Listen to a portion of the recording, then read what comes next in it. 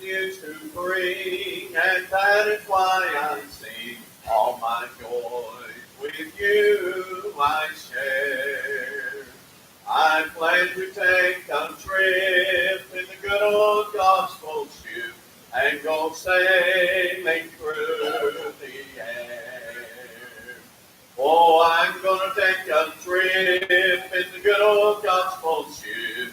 I'm going far beyond the sky.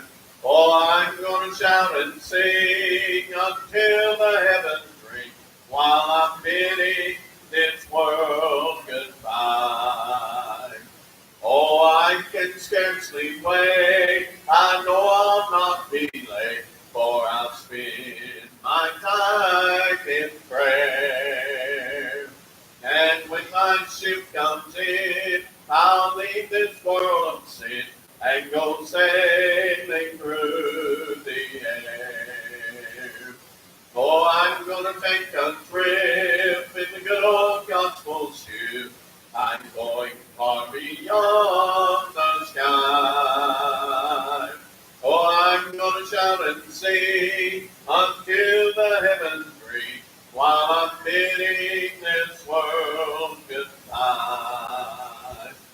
If you're ashamed of me, you'll have no cause to be, for with Christ I am an heir.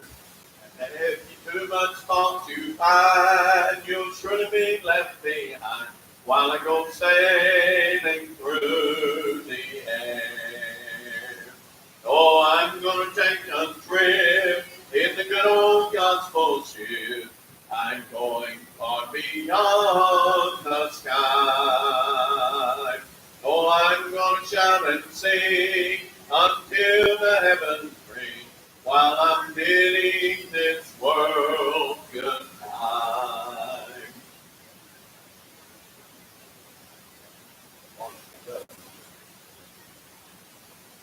394.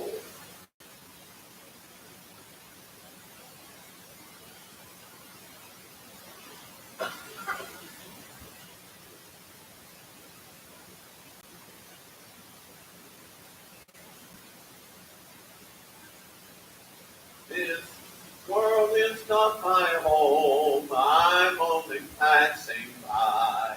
My treasures and my hopes are all up in the sky. My friends and loved ones wait, who trod this way before, and I can't feel at home in this world anymore. Oh Lord, you know I have no friend like you. If heaven were not my home, dear Lord, what would I do? The angels beckon me from heaven's open door, and I can't feel at home in this world anymore. In that eternal land, there is no dying there. The saints the victory shout, and Jesus' name declare. The Savior I will praise, who all my sorrows bore, and I can't feel at home in this world anymore. Oh Lord, you know I have no friend like you. If heaven were not my home, dear Lord, what would I do? The angels beckon me from heaven's open door, and I can't feel at home in this world anymore. My Lord expecting me, and this I surely know. I fixed it up with God so many years ago. I know He'll take me through. I'm traveling to that shore, and I can't feel at home in this world anymore. Oh Lord, you know I have no friend like you. If heaven were not my home, dear Lord, what would I do? The angels beckon me from heaven's open door. And I came to land home in this world anymore. I won't have long to stay, my work is nearly done. I'm happy now to say my race is almost run. So long mine eyes are set on heaven's open door, and I can't feel at home in this world anymore. Oh Lord, you know I have no friend like you. If heaven were not my home, dear Lord, what would I do? The angels beckon me from heaven's open door, and I can't feel at home in this world anymore.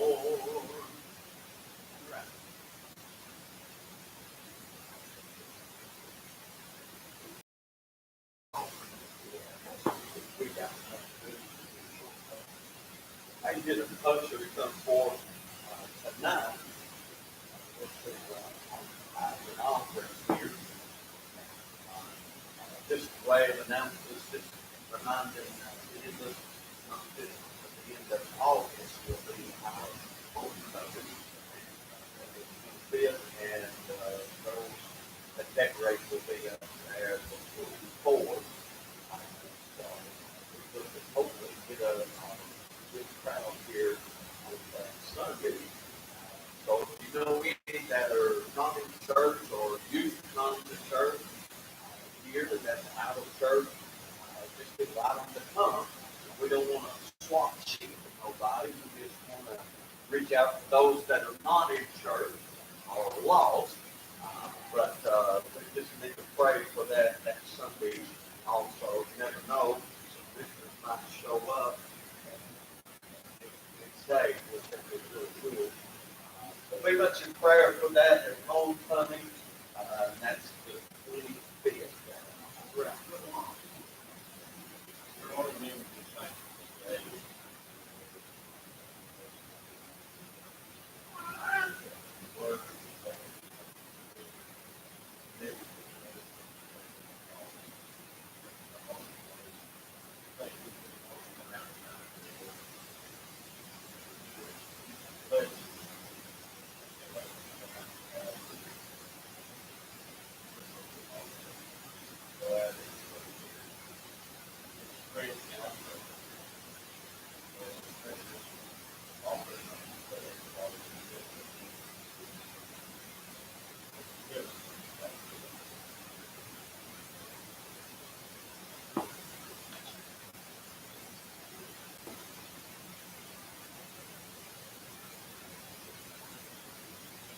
We do appreciate being a player, especially if you're here.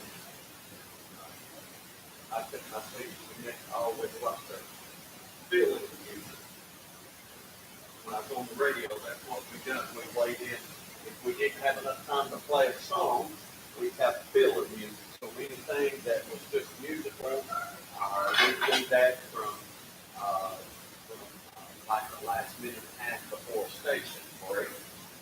But I always had fun with it.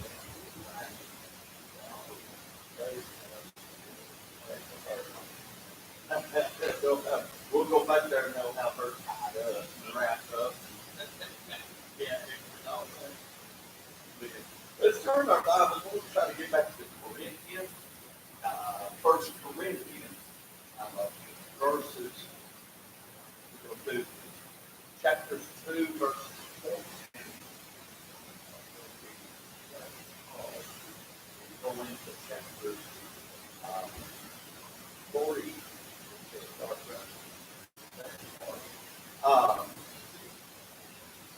This last part of it's almost in a sense like what he was writing in Galatians. I don't plan this or nothing, but it just lays right there. But he talks about some groups of people that are in our church here. Need to keep that in mind. Yes, sir.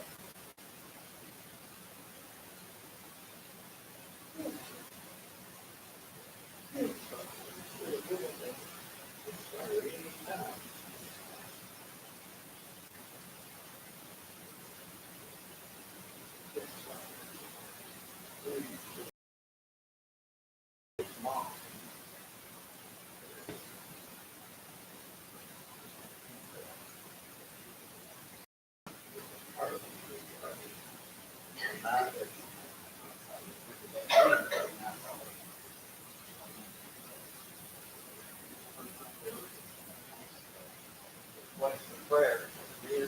Especially teenagers.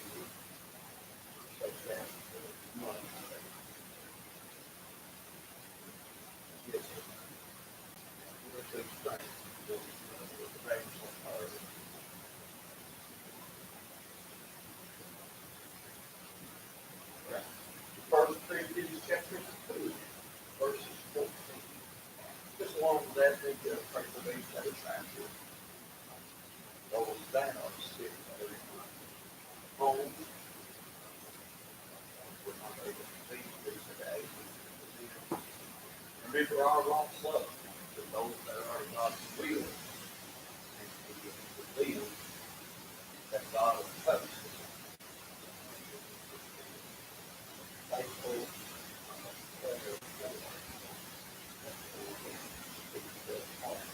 Now, chapter 2 in 1 Corinthians, verses 14, it says, "But the natural man receiveth not the things of the Spirit of God, for they are foolishness unto him, neither can he know them because they are spiritually discerned. But he that is spiritual judgeth all things, yet he himself is judged of no man. For who hath known the mind of the Lord, that he may instruct him? But we have the mind of Christ. And I, brethren, could not speak unto you as unto spiritual, but as unto carnal, even as unto babes in Christ. I have fed you with milk and not with meat. For hitherto you were not able to bear it, neither yet now are you able. For ye are yet carnal. For whereas there is on you envy, strife, division, are you not carnal and walk with men?" Remember, we've been touching this on in Galatians chapter 5, and he talks about those works of the flesh. Now he's saying here that these are carnal Christians. And but as he's saying, you're envy and strife and division, are you not carnal and walk as men? For while one saith, I am of Paul, and another, I am of Apollos, are you not carnal? Who then is Paul, and who is Apollos? But ministers by whom you believe, even as the Lord gave to every man. I have planted, Apollos watered, but God gave the increase. So then neither is he that planteth anything, neither is he that watereth, but God that giveth the increase. And he that planteth and he that watereth are one, and every man shall receive his own reward according to his own labor. For we are laborers together with God. You are God's husbandry, you are God's building. Now, on this, Paul starts in chapters 2, in the end part, that he's talking about three categories of individuals here. He's going to talk about the natural man, that's the lost man. And then he's going to talk about the spiritual man. And then he's going to mention about the carnal man. And these are three. And especially in our church house, you usually have these three that are in the church, whether at the same time or different times. But they are three different characteristics that are in the church. And as you go through it, and as we go through this, you'll kind of see, and it'll start, it causes you to have red flags that you remember from the Word of God. And then as you grow in the Lord, you'll be able to see these things in your Christianity. And you see folks, in other words, in churches and things of that nature, and you go, and listen, I could say somebody can be I guess you could say this, that they can be a mature Christian, but every once in a while, I think we all laugh sometimes, and we get a little carnal sometimes. I think that's all in us. But we'll see here the three things of these three different individuals. Now, first, in verses 14, he says, "But the natural man receiveth not the things of the Spirit of God. Now, verses 19 says, these be they who separate themselves sensual, having not the Spirit. Now, these are lost folks that Paul is talking about. The natural man. Before we were saved, we were a natural individual. In other words, we were a person that is lost without the Spirit of God inside of them. Now, when they're like that, a natural man does not have the Spirit of God, and he cannot, now just like he says here, he cannot appreciate the things of God.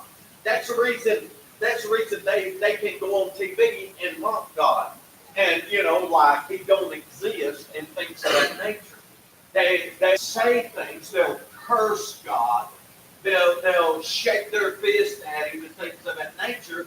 And just like Psalms 2 even talks about that God will laugh at me. God sits up there and just thinks like, really?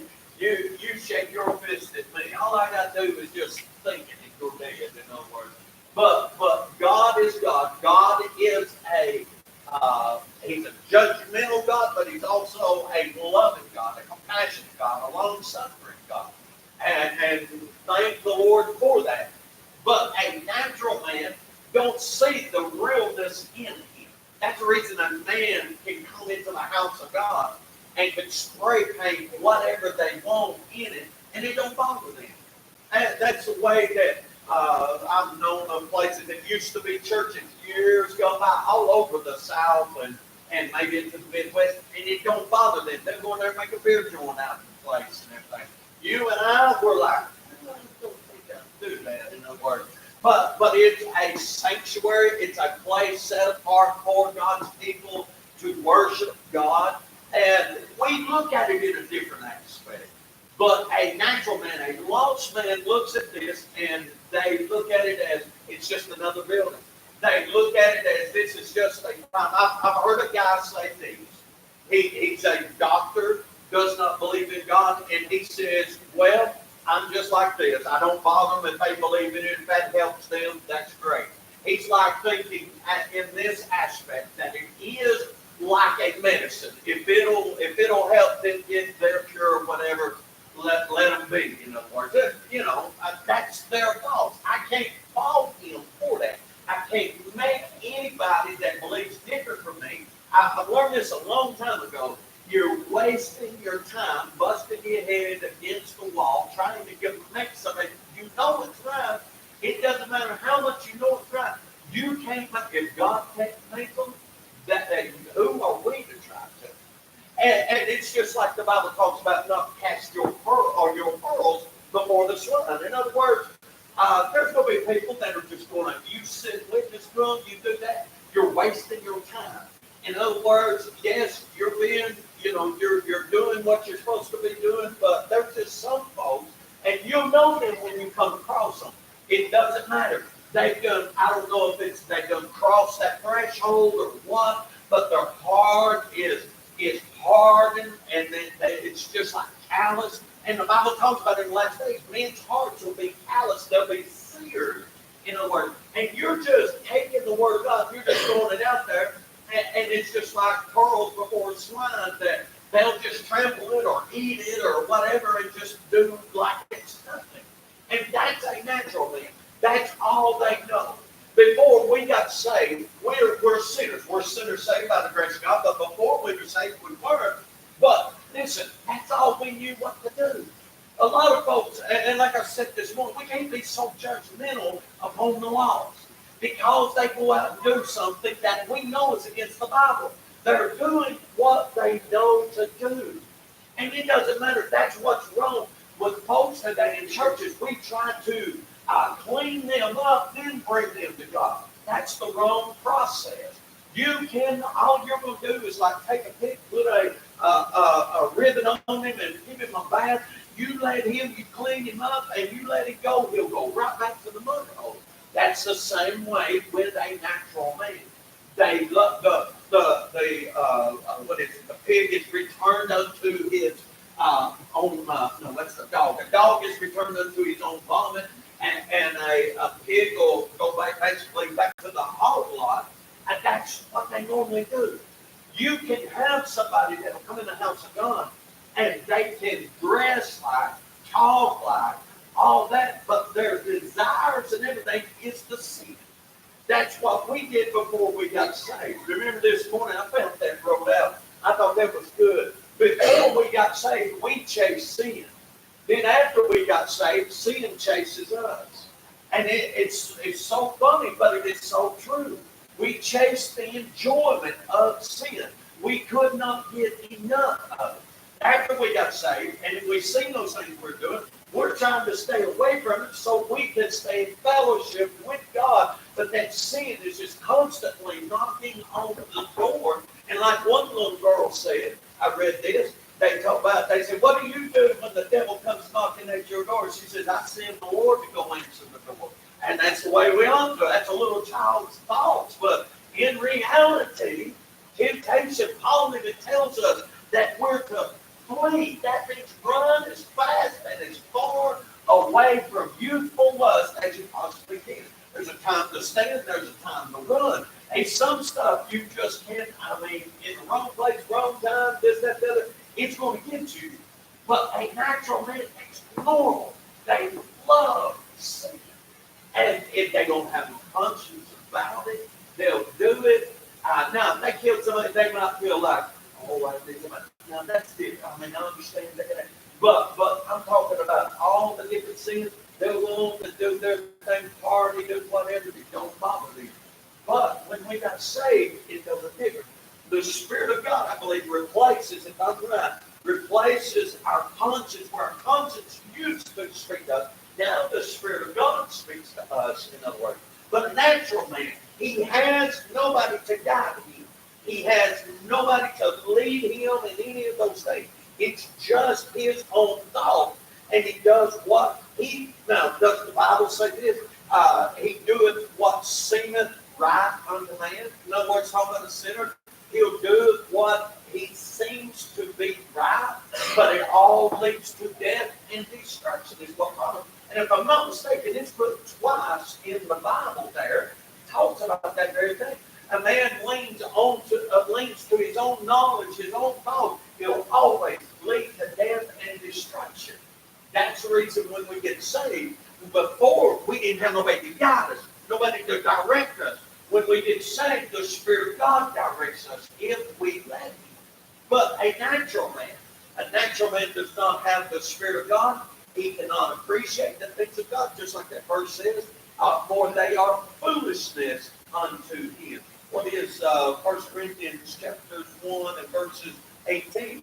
For the preaching of the cross is to them that perish foolishness. But unto us which are saved, it is the power of God. We see the cross way different than a lost man does. Yes, they know somebody died. Yes, they know it's Jesus Christ. Yes, they know He loves that He loves them and all that. But until the Spirit of God awakens them and lets them see the reason why He died and everything, it's just words in this ear and out that ear, so to speak, if you get what I'm saying. But to a natural man does not understand the things of God. They can take, and I've told you this, and I've repeated it, and I've heard other individuals that have been religious before they got saved, and when they did get saved, they all of us have made the same exact testimony of it. It was like God stepped in, and while we slept that night after we got saved, He rewrote the book. And then when we start reading it, we're like, wow, boy, I didn't see that. Wow. And it just comes alive to you and everything, speaks to your heart. And that a natural man, except from salvation, alone from salvation, God's not going to sit there and show them the mysteries per se. He's not going to show them. He's not going to be able to speak to them except through salvation in things of that nature. The preaching of the cross is to us. That's how, before we're saved, it's foolishness. We're natural. We're a sinner. And we need to be saved. It's foolishness before we get saved. But after we get saved, we say, that's the power of God. It's the cross there. We know that. But a natural man does not understand the things of God. Let me just turn over here to Acts this come to my mind while I was studying and putting things down, and I recalled it echoed in my head about this. What was it, Acts 9:31? You remember Philip went out to the desert? He was at a revival, people getting saved left and right, and God said, once you go out to the desert, he leaves all the multitudes getting right with God, and God sends him out, and there's nobody there, he thought. He goes out there in the middle of the desert, and all of a sudden he sees a trail kicked up by some horses and a chariots and stuff coming out. It's a very important man, a eunuch. And he runs out. God says, go join yourself to that man. So he runs out there. And in this verse, this is what comes to my mind in verses 31. It says in Acts 9, in verses 31. Let me see, make sure. Hang on just a second. But anyway, I'll just say it. Philip was out there, and when he come up to the man, it was chapter 8, I must have written down the wrong thing, I'm sorry. And he said, how can I, except some man should guide me? Now, what had happened the verse before, and Philip ran hither, heard him read the prophet Isaiah, and said, understandest thou what thou readest? And he said, how can I, except some man should guide me? And he desired Philip that he would come up and sit with him. It was not an accident that that man was reading Isaiah 53, which it alludes or talks about. It's a prophecy of Jesus Christ being crucified for our sins. And in verses 31, he's a eunuch. He's a very important man. He's probably got guards with him, got all this stuff, and he's reading a scroll. It's not a Bible, but a scroll. And it's turned to, or it's got rolled out, and it's to Isaiah 53.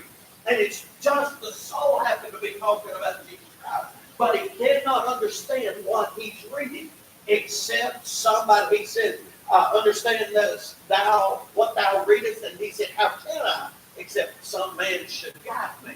Why did he need help? Because he's a sinner. He's a natural man. He knew that there was something going on. And then when Philip started preaching to him about Jesus, then his eyes were open. Then he gets saved, baptized, and all that. But that's what I'm saying. A natural man don't understand it.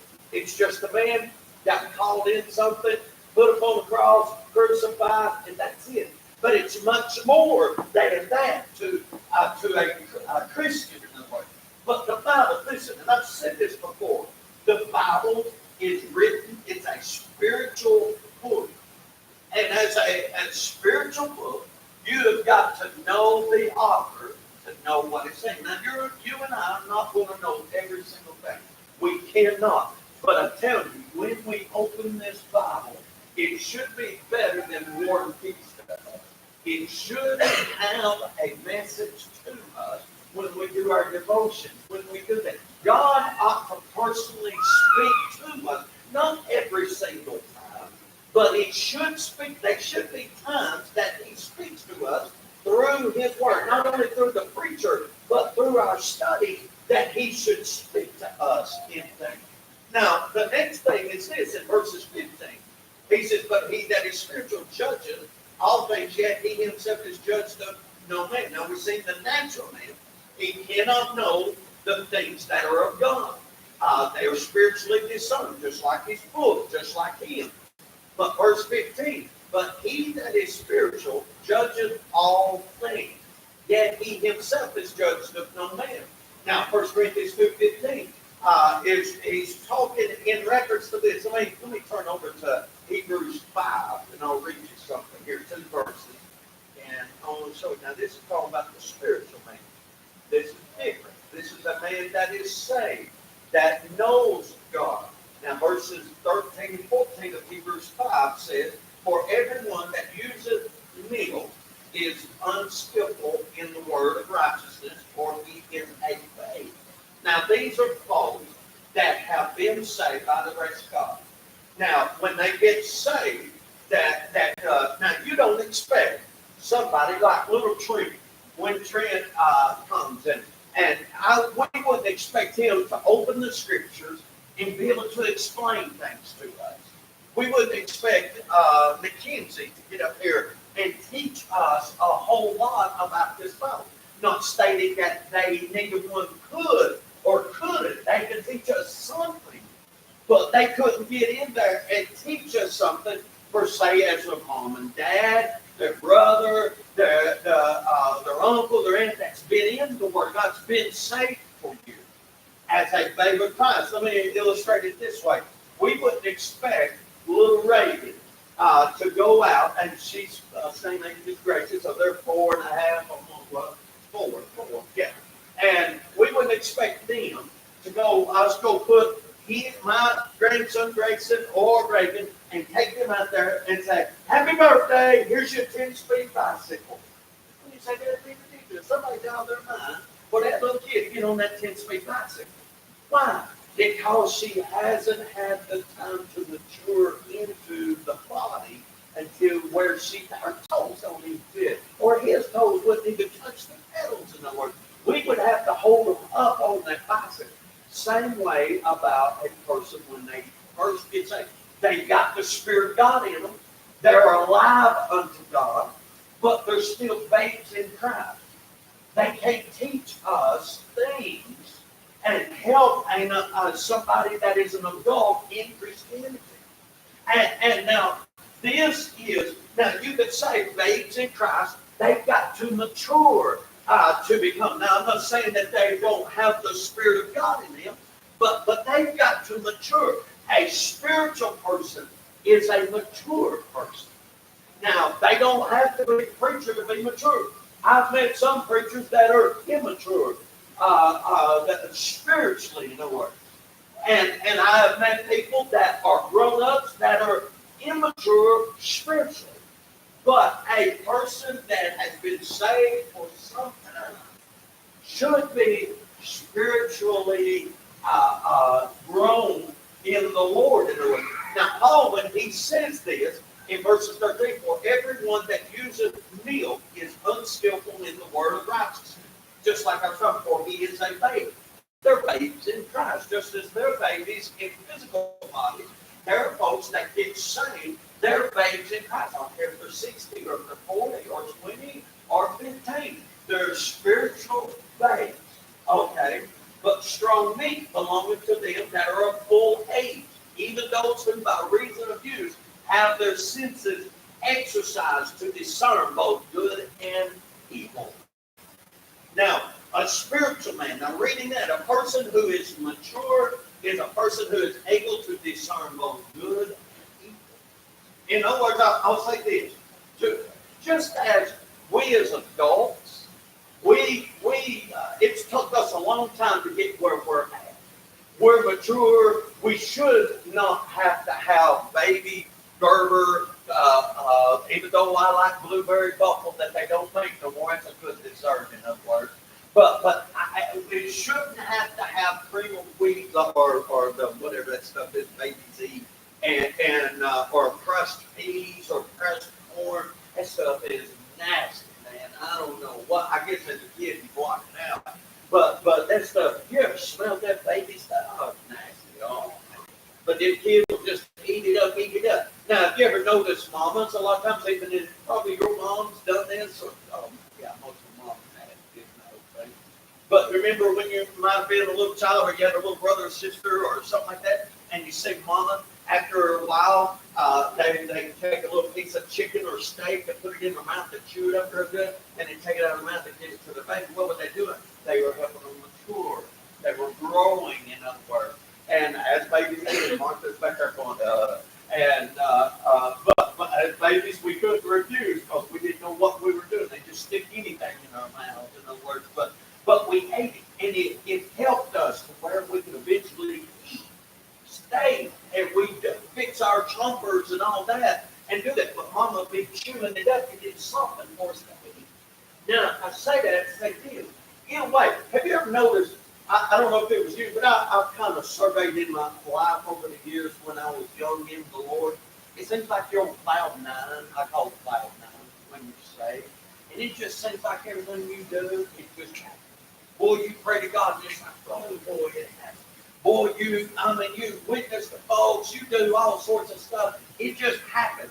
And then there comes that time in a person's life that after they get saved, after you find out that there's the flesh, the world, and the devil, all of a sudden it's like in your life, whether it's a year later, 6 months later, however long, but it's almost like, boom, reality hits spiritual.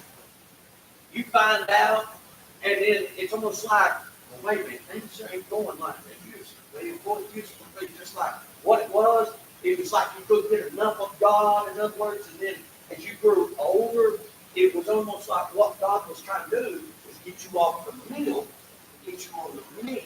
Not only were you hearing and listening and learning, but then God tried to get you to where you start learning yourself in His Word. That's maturity. That is spiritual. Now, spiritual things here, he talks about that when discerning good and evil. Now, when I say discernment, I always aggravate. I'll tell my wife or something, but I've always said this. I say my spider senses are going on.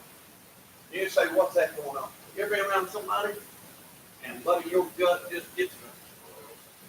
And you just like, you love them, talk to them, this, that, the other, but you walk away and they'll say that they're Christians or whatever. You've never met them before, never met them afterwards, whatever. But you just, mamas know what I'm talking about. Mamas have little kids and they'll get around somebody and a lot of people call it sixth sense.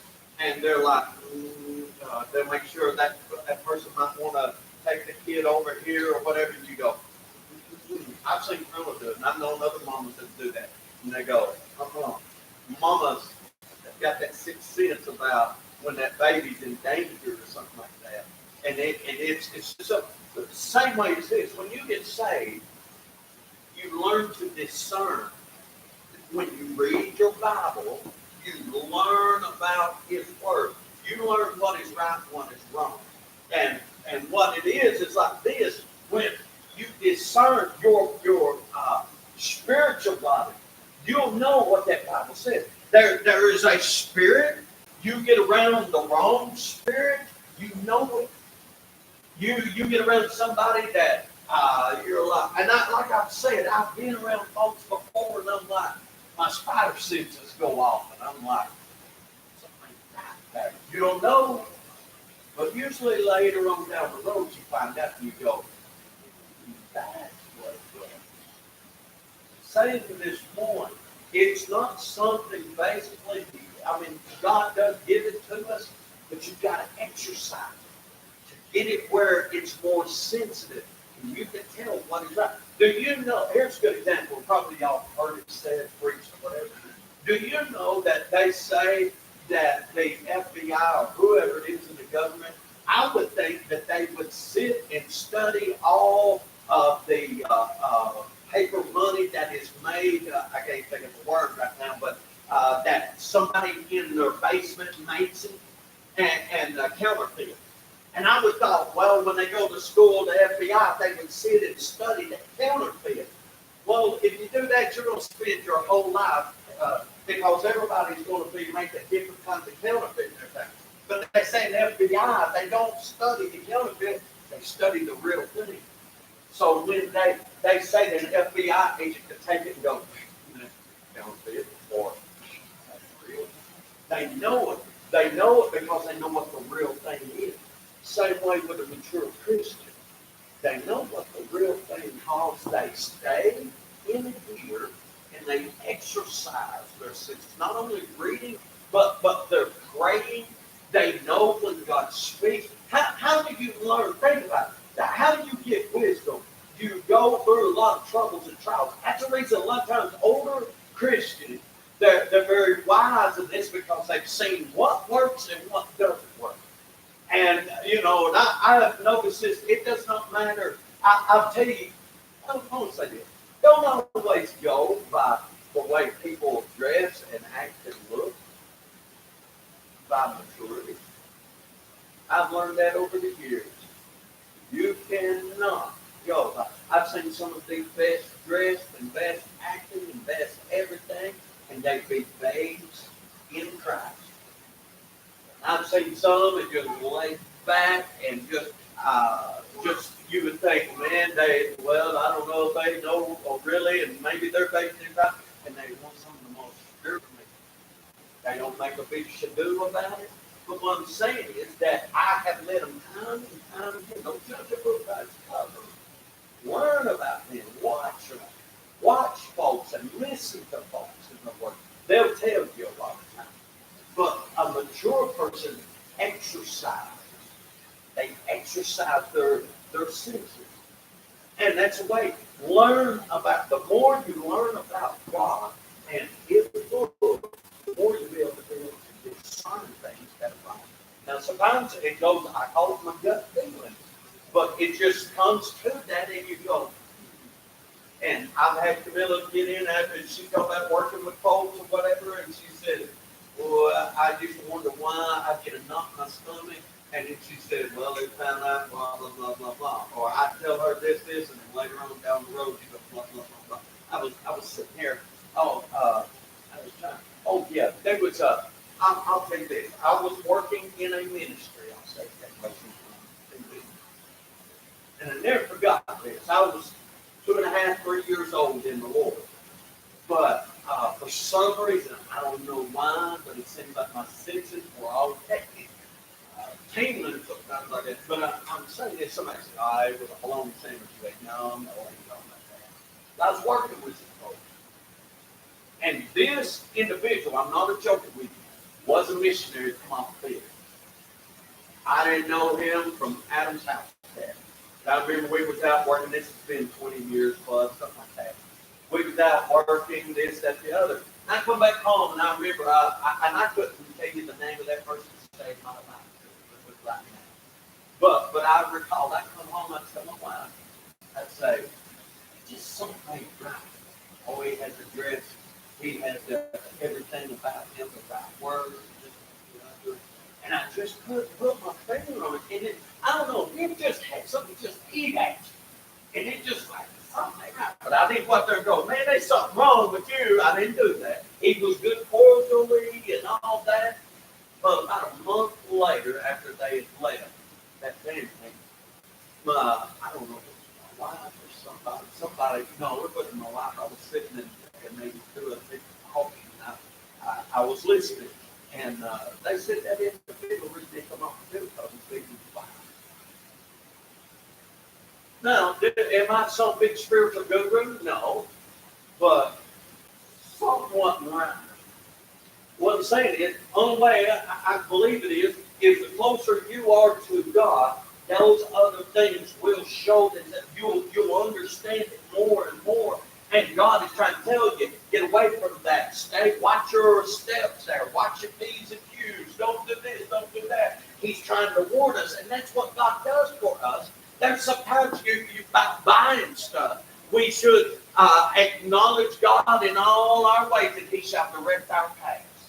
And we were standing here just earlier. Brother Eric was telling how God acknowledged God, and God directed his path, and everything worked out just fine.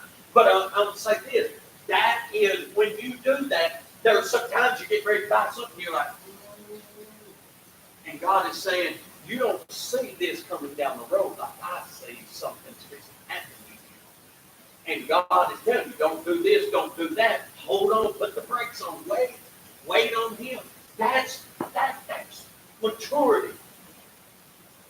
It's just like growing in the Lord. I've learned over the years, now sometimes I'm still hard-headed at times, but I've learned over the years when they just something, when you're fixing to buy something, fixing to do something, and you don't acknowledge God, and you're like, or you might do it, and then just that discernment comes in you, and you're like, and you just don't, you can't sleep, you can't eat, it's always on your mind, and you're like, there's no peace about it. Let's check. Because God knows future. He knows what's going to happen. And when we do that, we're saying, okay, God, you're leading me. I'm following what you say. That's spiritual maturity. I have fallen in enough mud holes over you. Why didn't you listen to me? I was trying to send signals to you. You just wouldn't acknowledge me. And then you had to do this. And then but God picks us up, and dusts us off and everything, and He leads us on. Now, if I'm a mature person, eventually, after I fall in that mud hole 1-2 times, eventually I'm going to be enough. I'm hoping I'm mature enough to go, I ain't doing that, do you? And I'm going to go. See, that's where that age time comes in. And an individual, they grow in wisdom. There's people who have knowledge but have no wisdom. Wisdom comes from the Lord. Wisdom, God. But unless God, you let direct you and help you, you're going to fall flat on your face. But a spiritual person has learned. But it's a person who is mature, it's a person who is able to discern both good and evil. One who exercises their spiritual man or the gifts of discernment. In other words, it takes time. I've just covered that. Now, when he gets down here to verses 15, he says, but he that is spiritual judgeth all things. Judge means to examine. A person who knows God's word, which in turn can judge by what God said. We learn how to judge a situation. Think about this, wisdom. What did Solomon ask for? Solomon asked for wisdom instead of riches and all this stuff. When at the front and middle part of his life, he did wonderful. It's that last part that really messed up. I want to say this. Think of his first thing that he has done as king. Here comes 2 women, and one of them's baby had died. And what had happened, one of the other women, after that woman gave birth to her baby, that baby died. The other woman's baby lived when she gave birth. So during the night, one of them switches the baby and gets the live one and puts the dead one in her. Well, they're coming to Solomon there. And I'll be honest with you, I don't know about it even with a thought this. It's pretty smart. Think about this. He's sitting there and he goes, okay, well, both women are fussing over the same baby. That's my baby. No, that's my baby. You're lying. This, that, other. Solomon says, okay, that's fine. Looks to his guard. He says, give me your sword. The woman's like, and he says, give me the baby. And he says, he basically is going to say, chop that baby in half. Give a part to that woman and give a part to that woman. And we'll finish this thing. You'd say, boy, that's crazy. That's ludicrous. But boy, what? Why? Wisdom from God. Because a true mom will do anything and everything to keep that baby alive. But the true mom speaks up and says, no, don't do that. Give her the baby. Give her the baby. Solomon says, that's pretty fine. I don't know if sometimes I think on my eyes, but it'll find out on my I sit there and have this moment. But those things come from the Lord, and wisdom seeking it, but He judges. You learn to judge things. Don't jump. As a Christian, God teaches us, don't jump. When we jump and make rash decisions, that's when we mess up. Easy said, hard to do. Sometimes you've got moments you've got to make a decision. I understand. But I'm saying for the most part, don't be rash with our things. Think of all the rash judgments we have done, and how many times has it got us in trouble better than it's got us in good time, or helped us in a way. A lot of times, when we make rash decisions, we get into a lot of trouble. But we learn over the years. It's going to be jumping. I've got something right now that my wife should say something to me about something here. And I've been praying about it. Used to, she said, you're too rash about your decisions. I said, no, I'm not. I said, I'll sit there 2 months, you don't even know what I'm thinking about it. And I'll be sitting there, either if it's organizing a room or whatever, and I'll be thinking on it day in, day out. And then finally I go, okay, I need to do this. And she thinks I do it right then. But right now, for the last month and a half, I've been sitting there thinking on it. And I'm trying to find the direction of work. And what I'm thinking about, I don't want to make a rash decision and put somebody in doing something, and then it comes back to bite me. I just wait on the Lord. And this has been probably things that I've been doing.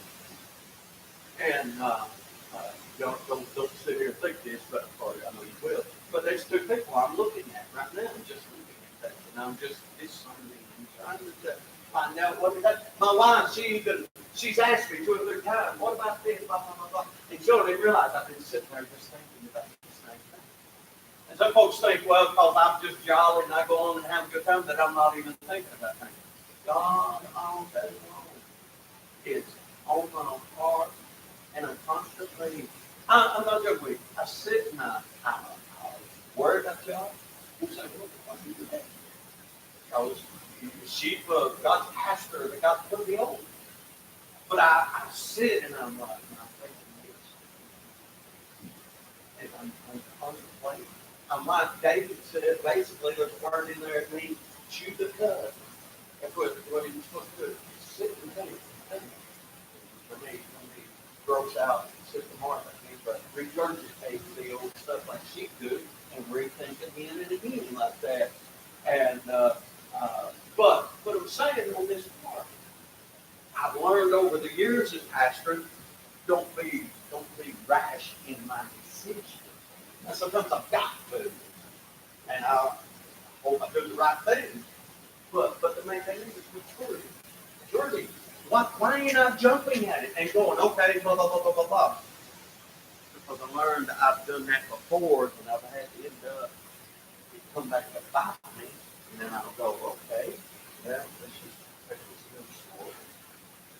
That's maturity in a way. Not that I'm all mature and all this, but a spiritual person will do those things. It means to examine, it means to do that.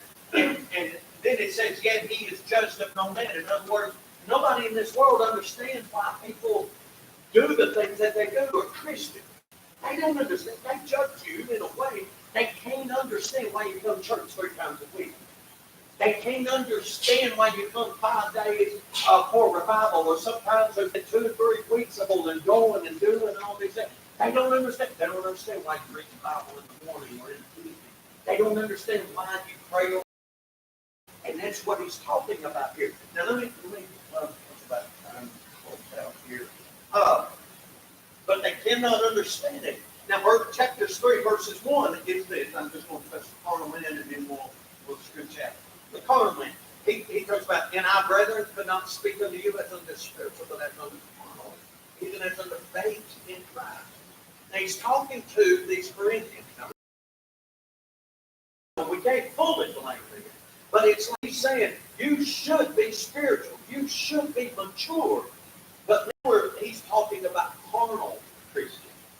And I, brethren, could not speak unto you as unto spiritual, but as unto carnal, even as unto babes in Christ. I want to say this, and I might not be much fun. Hold on, say this. Do you realize sometimes I've got to watch how I phrase things in my preaching at times, in my ministry over the years?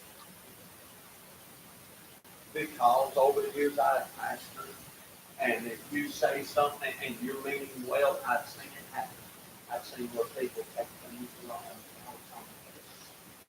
and they'll get mad. I've learned enough, and I'm still learning as a pastor, but I've learned this. If the old cat gets buzzed up, I learned over the years, sometimes there's just some you just got to test and just go on about the business and everything. And I dealt with them down there in Anderson and over in Tennessee. They was just some you know, and you probably every pastor knows that they've always been one or so in their ministry that they've had to just, man, women, just have to lay down there the other way and just everything be on. And that's a picture of a carnal Christian. When it is like a powder keg, somebody sitting on a powder keg, you wouldn't believe how you got to be so careful to me. And this is like, when he talks about this, he talks about, in other words, a carnal person, they can be saved. They're saved, but they're not walking with God. And when they get to that place, it's one who isn't walking in fellowship with God, doing things we shouldn't do as Christians. It's almost like this. A carnal Christian it's a prolonged immaturity. One who protects their sin and stays with God. In other words, they try to keep one foot in the house of God and one foot in the world. And they try, but it never worked. I'm going to be honest with you.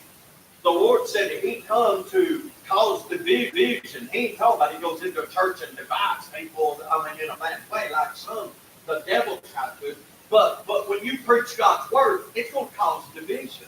It's going to cause people. There was 70 with Him at one time, and then next thing you know, John 6 and verses 16 to 66.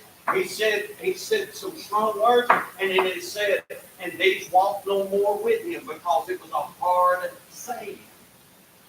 He knew that there was going to be people divided on that. These were carnal folks on that. But one who protects their sin and tries to stay with God, you will not. You're either going to be in for it or you're going to be out for it. These are, in other words, what he's talking about in Hebrews 5:11 through 14. He was talking, we'll read that again, but he says this, these are those that should have been on milk, but they're still, they're on, they should be on meat, but they're still on milk. And he's saying that they need to grow, let me just read this, and I'm coming down, the plane's fixing to settle down here. But he's saying in this 5, and I'll look at 11, whom we have many things to say and heart to be uttered, seeing ye are dull of hearing, for the time you ought to be teachers, you have need that one teach you again, which be the first principles of the oracles of God, and are become such as have need of milk and not of strong meat. For everyone that uses milk is unskillful in the word of righteousness, for he is a babe. Let me give you a good example. I think I've told you this, but this is a good example. I guess we'll pick up. A carnal Christian is one that is saved, but just doesn't mature. And this individual was above age. I'm talking, was in the mid-70s. Been in the ministry not in the ministry, but been in Christianity for a long time. And I had Brother John Roberts down here in Pickens at Hamburg Baptist Church. Had him more than like 6 miles. But had him come down to our church and he preached, and I'm talking, buddy, he believes in something heavy. Look, one of these days, more than when the Lord says, I'll get him up here. But he's one of them preachers, I just sit there and hang on every word he says. And I just love it. But he come down and he gave us 3 or 4 good nights, and I'm talking about Bible preaching, and he was on these verses. This is what's kind of funny. You remember me talking about red flags that pop up? I never forgot. This older gentleman, after the week was over, we was at Sunday. It was Sunday night. We was going to the prayer room, and I remember we walking down the hall, and he's a good man. He's on this, but he was going down the hall, and he said, "Well, I guess Brother Guy just must have thought all of us were a bunch of babies in Christ around here." I didn't get that through that whole. But you know what? I did get out of that. He was probably one of them that God was trying to think of, saying you need to get off the bottom, you need to get on the good side. And I just read flag, he just waved it up like that. And I noticed his action. Not that I'm some guru, but as a pastor, God will show things like that. And I just sat, I just grinned and just went on. I didn't answer. I just went on, we had gone to the prayer room there. But it showed me by his speech, he needed to grow. That was who God was pinpointing on that. Now, I believe that in this, when a person is trying to do their best and trying to grow and seeking God, that's what God wants. You got to grow. You got to grow with milk, but your bones and muscles got to have meat. Just the same way it's physical, it's got to be spiritual. And by exercising, and I tell you, God had a health plan before all these runners and everything ever come along.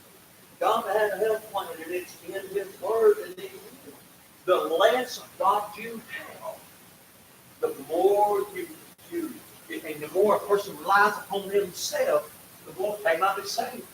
If drink them out of the bottle. They can't handle strong meat. And that was what was wrong with Paul. Paul was upset because he pulled back. And he finds them, they said, man, you should be helping me. You should be teaching and doing this, but yet you're doing the same thing as a brand new person. That's the thing.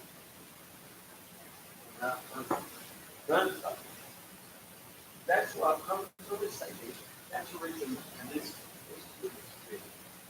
that's the reason folks can come into the house or come in and take people out of the practice. One, I'll put on you. They don't understand that at stage not only for themselves or not only this the preacher, but studying for themselves. And then somebody comes along with some teaching that are real close. Do it. I was listening to somebody had on Facebook, some person, and it was about a guy. It was just like 30 seconds of this guy preaching. And I'll try to write it down and put that what he said. But in those 30 seconds of preaching, he basically said, God, the Jesus Christ, good to see. But it sounded so good, 99% of this or 95%. Some people even commented down through there saying, I don't see nothing wrong.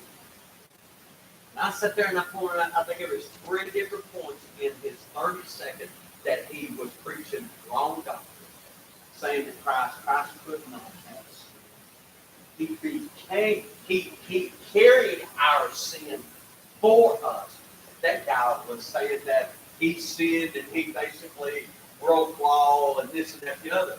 But he was smooth and good. I ain't no big theologian, but buddy, that didn't line up to what that Bible says. Now when the closer you get to the coming of the Lord, the more deception will be in this world. It's worse and worse. That's the reason for learning His Word. And I'm a keen believer going verse by verse and trying to do the best we can to learn and teach. And I know most of us know this stuff, but it helps us sometimes to remember these things, go over them, spur your humans. But let's pray. Our Heavenly Father, Lord, we thank you